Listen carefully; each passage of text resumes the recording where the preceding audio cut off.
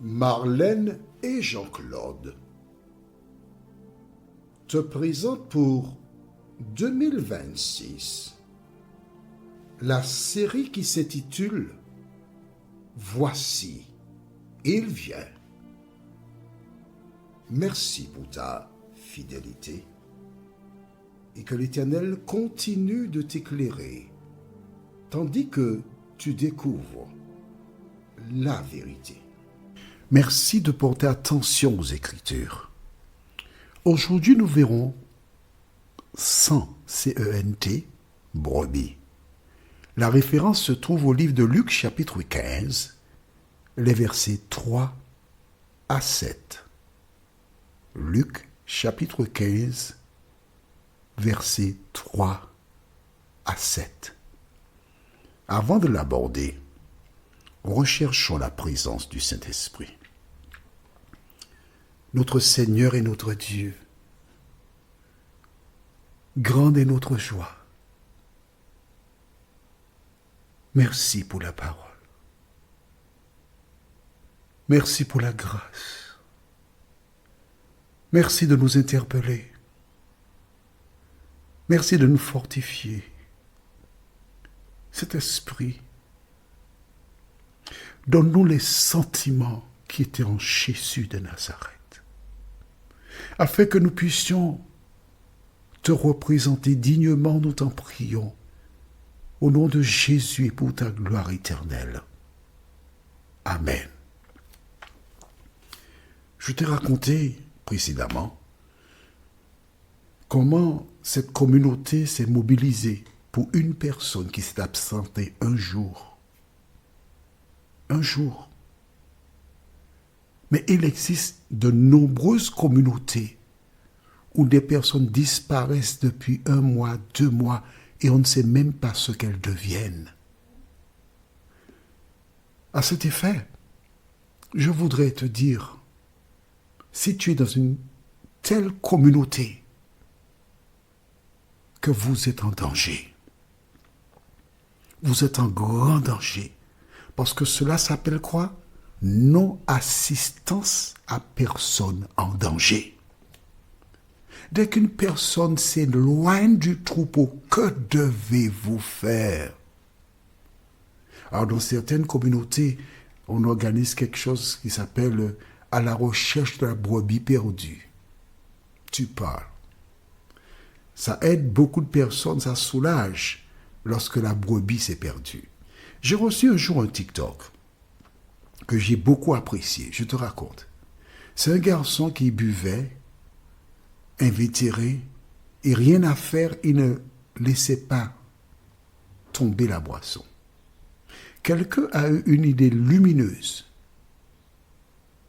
Un jour où il était endormi, on l'a revêtu d'un costume, nœud papillon, tout. Et dans une église, on l'a installé dans un cercueil. C'est un cercueil américain, donc qui est ouvert. Et des proches, des membres de la famille étaient là, dans l'église. Et soudain, il ouvre les yeux. Il se voit dans un cercueil. Il dit, maman, aucune réaction. Papa. Il sort du cercueil. Et il se dit qu'il est, selon une croyance d'une certaine communauté, qu'il est au paradis. Les gens sont là assis, il y a la musique, tout.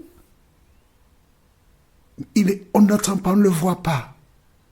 Et quand il est arrivé près d'une personne, cette personne l'a tapé. Il a soufflé.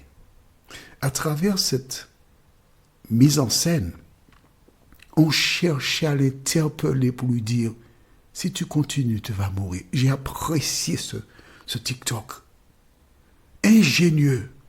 Ces personnes s'étaient mises ensemble pour parler, pour lui dire, pour crier, cesse de boire.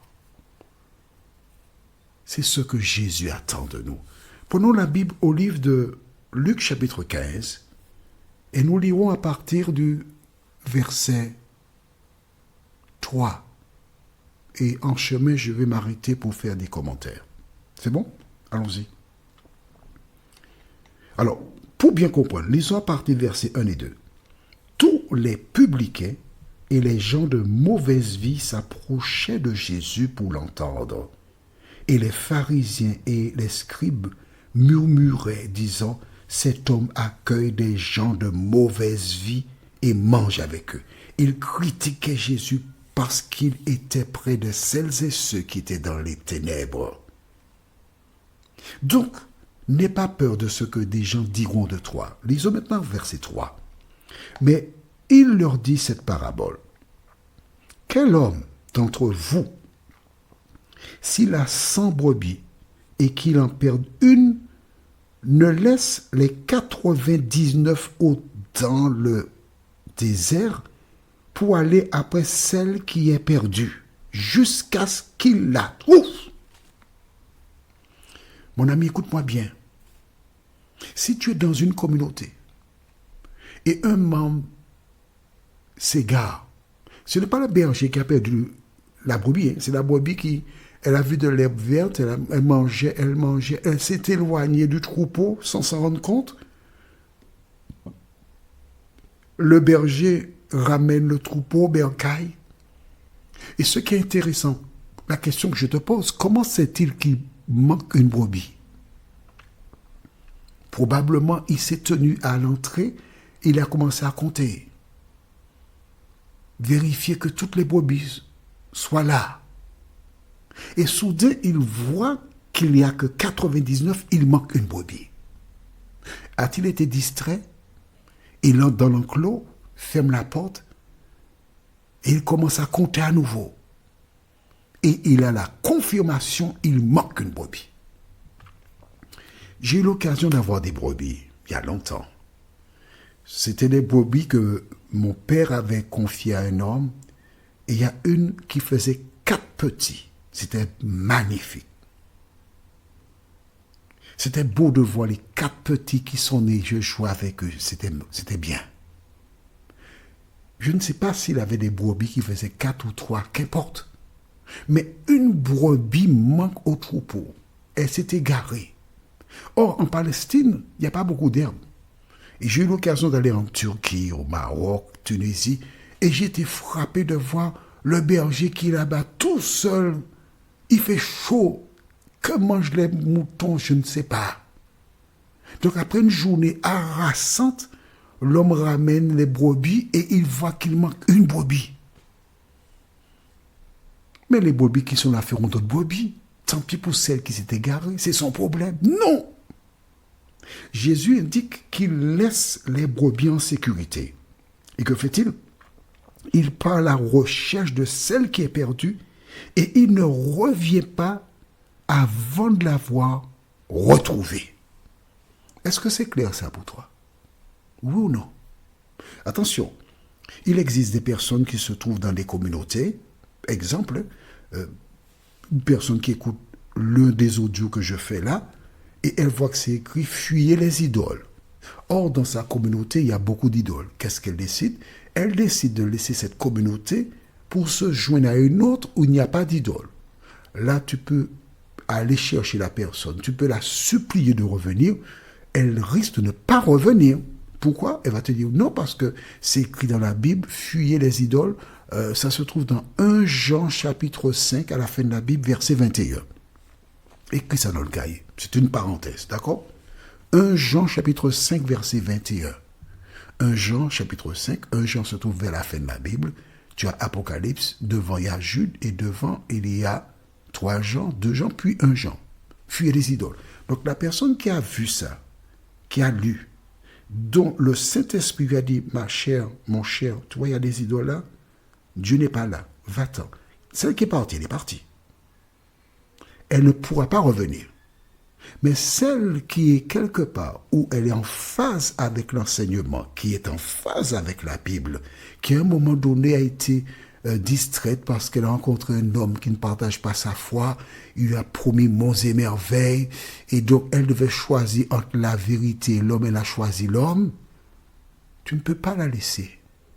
Tu dois partir à sa rencontre. Tu dois tout faire pour l'aider à revenir à la maison. Mais c'est ce que dit la Bible, c'est pas moi, non? Maintenant, c'est toi, tu fais ce que tu veux, mais mon devoir, c'est de te dire ce que dit la Bible. Nous continuons au même chapitre. Tu veux bien? Verset 5. Lorsqu'il l'a trouvée, il la met avec joie sur ses épaules. Et, de retour à la maison, il appelle ses amis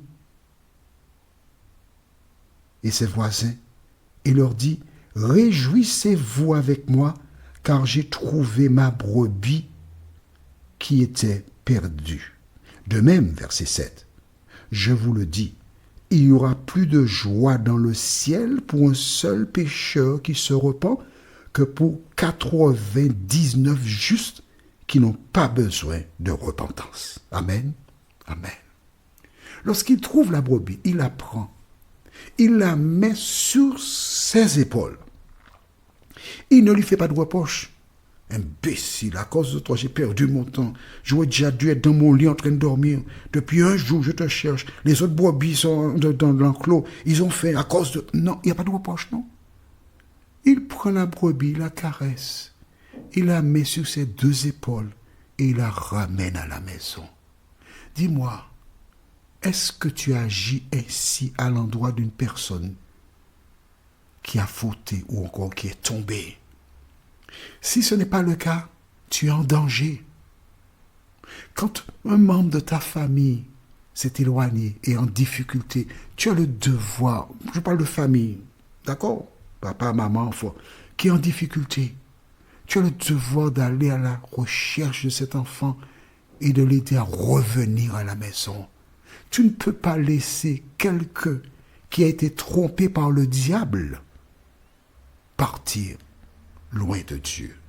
Notre thème pour notre prochaine étude est « Vous serez ». La référence est Genèse 3, versets 1 à 6. Genèse 3, versets 1 à 6. Prions. Notre Seigneur et notre Dieu, merci pour la parole. Beaucoup de personnes possèdent une Bible, lisent, mais le Saint-Esprit n'a pas pris le contrôle de leur cerveau. Seigneur, nous venons de découvrir pour beaucoup que nous avons un devoir à l'endroit de toutes celles et ceux qui ont été trompés par l'ennemi. Nous devons partir à leur recherche et les ramener à la maison. Cet esprit, merci de sceller la parole dans nos cœurs au nom de Jésus et pour ta gloire éternelle. Amen. Que l'Éternel continue de te bénir et il me tarde de te retrouver. Nous sommes parvenus au terme de notre réflexion.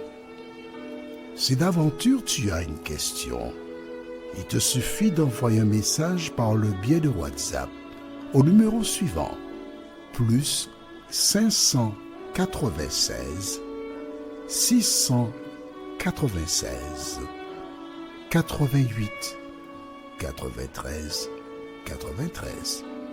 Et alors Jean-Claude, moi, je me ferai un réel plaisir de répondre à ta question.